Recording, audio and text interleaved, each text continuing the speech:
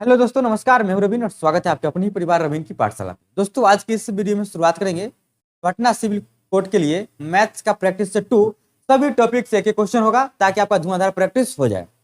देखिए, सबसे पहला क्वेश्चन क्या है। 16008 में 6 का जातीय मान बताना है।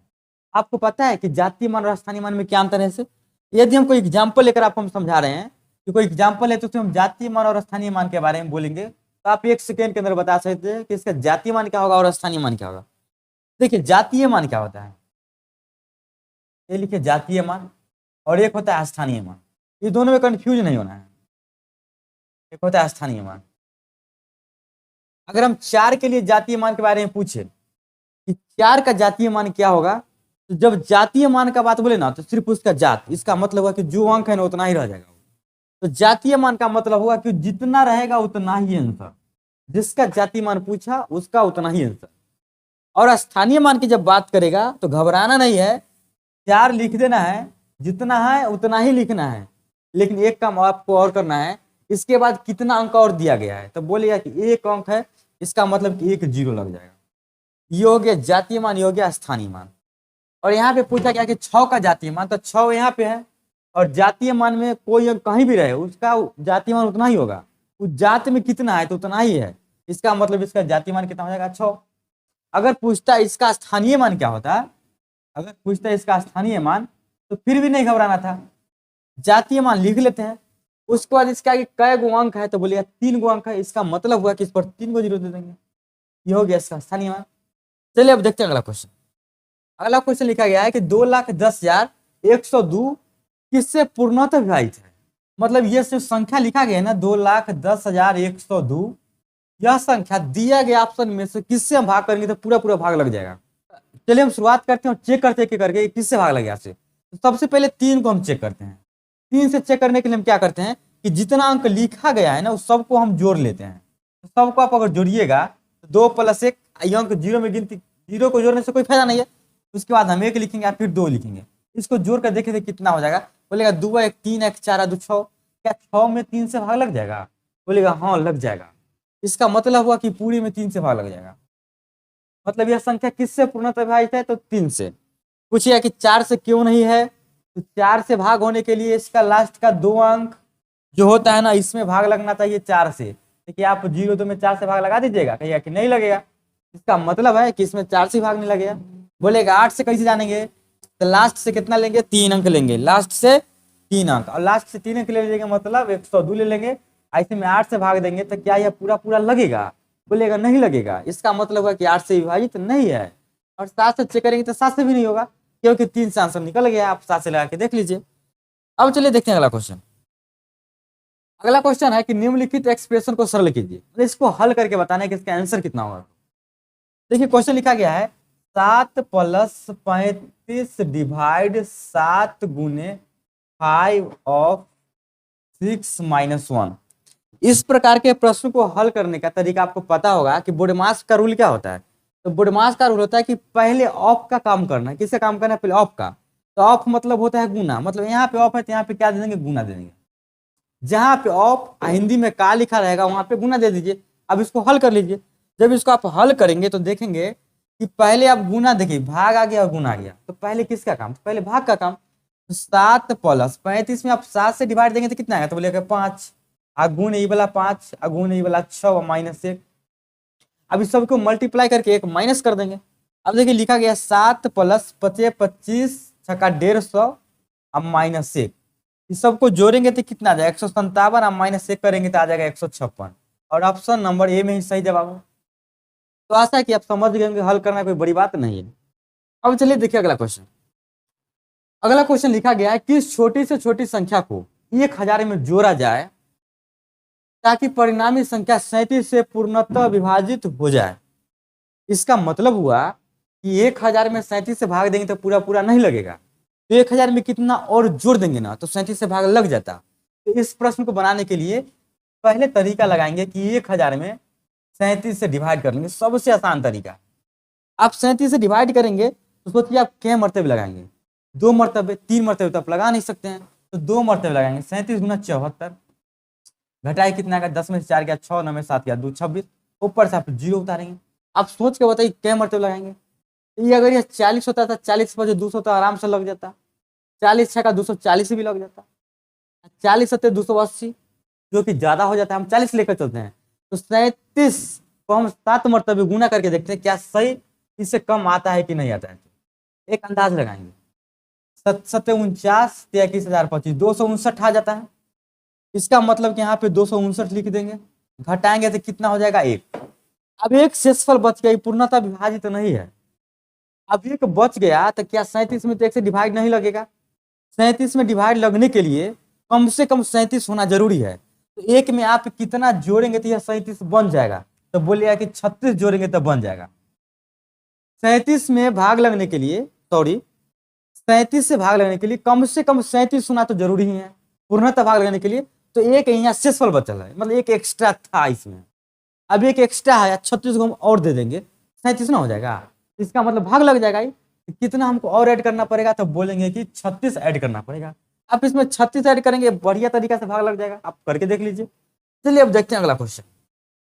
अगला क्वेश्चन है, एक व्यक्ति 700 मीटर की दूरी 6 मिनट में तय कर देगा, तो किलोमीटर प्रति घंटा में चाल ज्ञात करना है। अब बताइए, इसके लिए बहुत सारे सर जो है ना फॉर्मूला बताएंगे, 5/18 हुआ, 18/5 हुआ, इससे गुना करेंगे, उससे गुना करेंगे। अरे उसको कुछ नहीं करना है, सिंपल तरीका अपनाइए, देखिए क्या करना है। इसको फॉर्मूला भोर ही पढ़ सकते हैं ना कभी कभी। लिखल है कि ये 700 मीटर की दूरी कितना मिनट है, तो बोलेगा 6 मिनट में। यहाँ लिखेंगे 6 मिनट में कितना दूरी तय करता है बाबू, तो कहिएगा 700 मीटर। लेकिन हमको तो ये बात थोड़ी निकालना है, हमको निकालना है किलोमीटर प्रति घंटा, मतलब 1 घंटा में कितना किलोमीटर चलेगा। ये 6 मिनट के मान है, हमको 1 घंटा के मान चाहिए।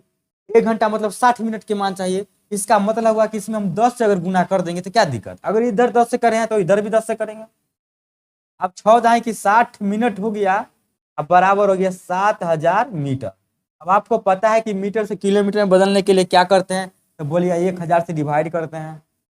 और जैसे 1000 से डिवाइड करेंगे तो 7 किलोमीटर आ जाएगा। मतलब वह 1 घंटा में, यहाँ 1 घंटा लिख सकते हैं, 1 घंटा में वो कितना चलेगा, तो बोले कि 7 किलोमीटर चलेगा। तो 1 घंटा में कोई गाड़ी जितना दूरी तय करता है उसका स्पीड उतना ही एवरेज में कहलाता है। तो 1 घंटे में 7 किलोमीटर चला, इसका मतलब इसका किलोमीटर प्रति घंटा चाल कितना हो गया, 7 किलोमीटर प्रति घंटा। समझ गए होंगे, बहुत आसान क्वेश्चन था। अब चलिए देखते हैं अगला क्वेश्चन। अगला क्वेश्चन लिखा गया कि अपने वेतन का 20% किरने, थोड़ा सा मिस्टेक लिखा गया, मिस प्रिंट है यहाँ पे, आप ना थोड़ा भावना को इसको समझिए।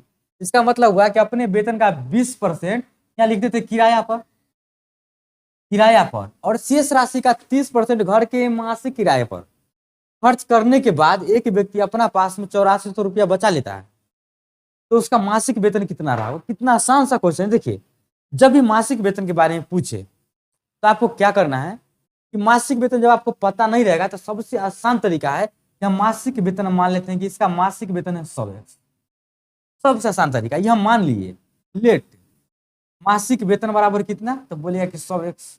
आप समझिए, आप इसको तुरंत बना देंगे, हम आपको समझा रहे बढ़िया से, आप समझिए ताकि आपको अगला क्वेश्चन बनाने में दिक्कत ना होगा।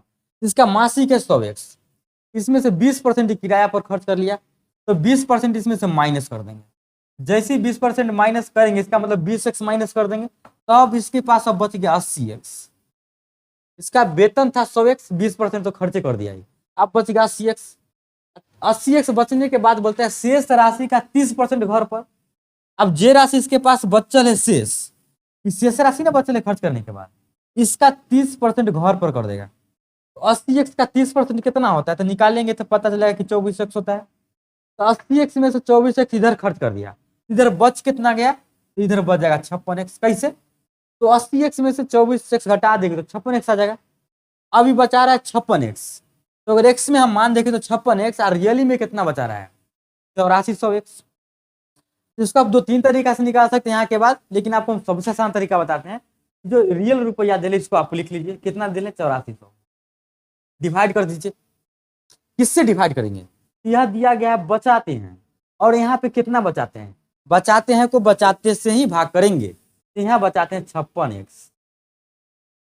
लेकिन हमको क्या चाहिए, मासिक वेतन, और हम मासिक वेतन कितना माने 100x, तो जो चाहिए उसको से गुना कर देंगे, जो दिया गया होगा उससे भाग, जो चाहिए उससे गुना। अब यहाँ के बाद काट दीजिए, आप काट दिएगा तो x से x कैंसिल हो जाएगा। आप 100 भी मान सकते थे यहाँ पे। 14 के पहाड़ा में काट कर देख लिए तो 4 के पहाड़ा में 14 मरतबे कर जाएगा, 4 के पहाड़ा में 25 मरतबे कर जाएगा, और 14 के पहाड़ा में 6 मरतबे यानी कि 600 कर जाएगा। जब इसको आपस में आप गुना करेंगे तो पाएंगे कि यह 15,000 आंसर देता है। इसका मतलब हुआ कि इसका आंसर कितना हो जाएगा, 15,000। Option number D. आशा है कि समझ गए होंगे। चलिए अब देखते हैं अगला क्वेश्चन कि कोई व्यक्ति 40 सेब के क्रेमुल में 30 सेब बेचता है तो उसका लाभ परसेंट क्या ज्ञात कीजिए दशमलव के रूप में। कितना आसान सा सवाल है। 40 वस्तु का क्रेमुल मतलब 40 गुने सीपी, ये जो बराबर होगा 30 गुने एसपी के, बेचना मतलब सेलिंग प्राइस। अब यहां से आपको निकालना बहुत आसान है। आप भी 0 से 0 को उड़ा दीजिए, आप लिखिए सीपी या बटा में लिखिए एसपी, और ट्रिक अपनाइए। जो सीपी के गुना में है वो एसपी के सामने में जाएगा, एसपी के सामने मतलब 4 जाएगा, और जो एसपी के गुना में है सीपी के सामने जाएगा तो मतलब 3 आएगा। अब 3 के समान हम 4 में बेच दिए, 3 के समान हम 4 में बेच दिए तो कितना लाभ कमाए, तो बोलेगा कि 1 का लाभ हुआ। और 1 का लाभ किस पर होता है, तो सीपी पर होता है। तो सीपी कितना है 3 और गुने 100। जब इसको आप डिवाइड करेंगे तो 33.33% पाएंगे। मतलब ऑप्शन सी। कितना आसान सा सवाल है। चलिए अब देखते हैं अगला क्वेश्चन। अगला क्वेश्चन है कि 6,000 की राशि साधारण ब्याज पर 4 वर्षों में 7,800 हो जाती है। ब्याज दर में 2.5% वृद्धि होने पर यही राशि इसी समय अवधि में कितनी हो जाएगी। कहने का मतलब है, तो एक बहुत आसान सा सवाल है, घबराइएगा नहीं। मतलब पी बोलता है ना कि पी है 6,000, ये सब हम फालतू बात लिख रहे हैं सिर्फ आपको समझाने के लिए, ये सब लिखना नहीं है। पी 6,000 है, टाइम कहता है कि 4 वर्ष है, और 7800 हो जाती है। इसका मतलब कि अमाउंट हुआ मिश्र धन, अमाउंट कितना होता है 7800। तो यहाँ पे ब्याज कितना मिला, सिंपल इंटरेस्ट मिला कितना 7800, उसको पैसा दिया, इसका मतलब कि 1800 फेंट कर दिया। 7800 में तो 6,000 घटा लेंगे तो 1800 दिया, यही बात ना। अब बहुत आदमी क्या करेंगे कि 1800 ब्याज निकालेंगे, उसके बाद उसको फॉर्मूला पर बैठा कर परसेंटेज निकालेंगे, आर निकालेंगे, उसमें आर कितना आता है आर निकालेंगे, और आर जो आ जाएगा उसमें फिर 2.5% जोड़ेंगे, आप फिर उसको ब्याज निकालेंगे, आप फिर उसको जोड़ेंगे तब बताएंगे कितना हुआ। लेकिन ये सब काम नहीं करना है। आपको क्या करना है कि प्रिंसिपल 6,000 ही, ऐसा कहने का मतलब कि प्रिंसिपल 6,000 ही रहेगा भाई साहब। टाइम में 4 वर्ष रहेगा, लेकिन हम 7800 दे रहे हैं। जब कुछ रेट रहा होगा फाइनल तब 7800 दे रहे हैं, लेकिन रेट में वृद्धि हो गया कितना के 2.5% के। अब 2.5% में वृद्धि कर देंगे तो हमको कितना पैसा और देना चाहिए था या कितना देना पड़ेगा। ये बेईमान आदमी के काम है कि पहले आप कितना रेट पे फाइनल करते हैं और बाद में उसी को बोलते हैं नहीं ब्याज बढ़ जाएगा। तो जब ब्याज बढ़ जाएगा तो उसको पैसा ही बढ़ा के देना पड़ेगा ना। तो 2.5% ब्याज बढ़ गया, तो 2.5% कितना साल तक बढ़ गया बताइए।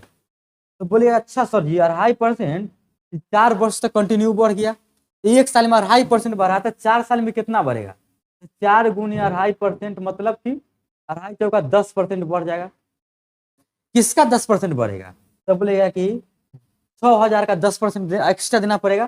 तो 6,000 का 10% कितना होगा, आपको पता है कि 10% का मान 1/10 यहाँ से कितना होता है 600, मतलब उसको 600 और एक्स्ट्रा देना पड़ेगा।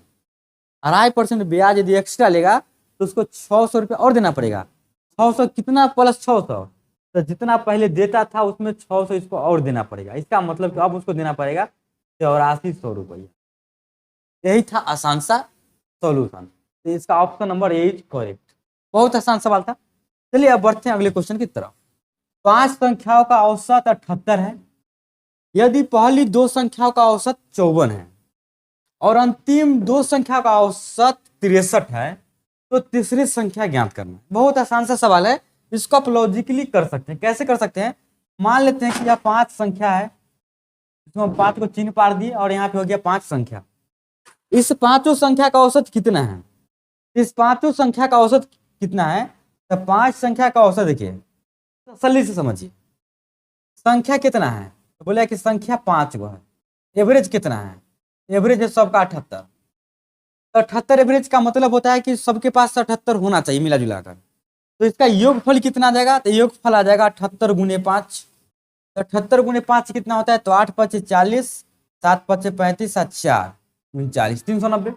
मतलब इस सब संख्या को अगर हम ऐड करेंगे तो 390 आना चाहिए।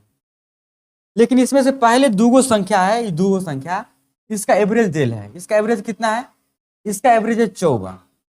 इसका मतलब है कि इसका योग कितना रहा होगा, 108 रहा होगा। समझ के चलिए, बनाने का आप एक लाइन में ही बना सकते हैं।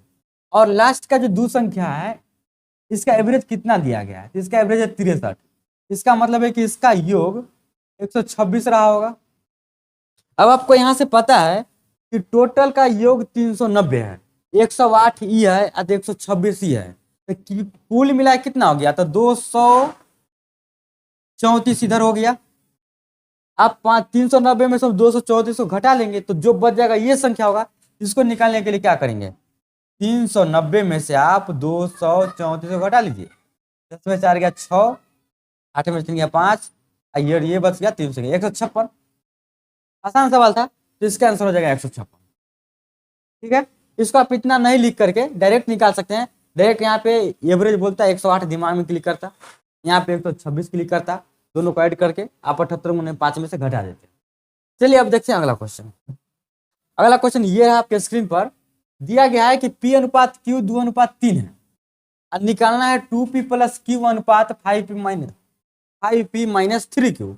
इसमें कुछ करना थोड़े है, लिखे ले 2P + Q अनुपात 5P - 3।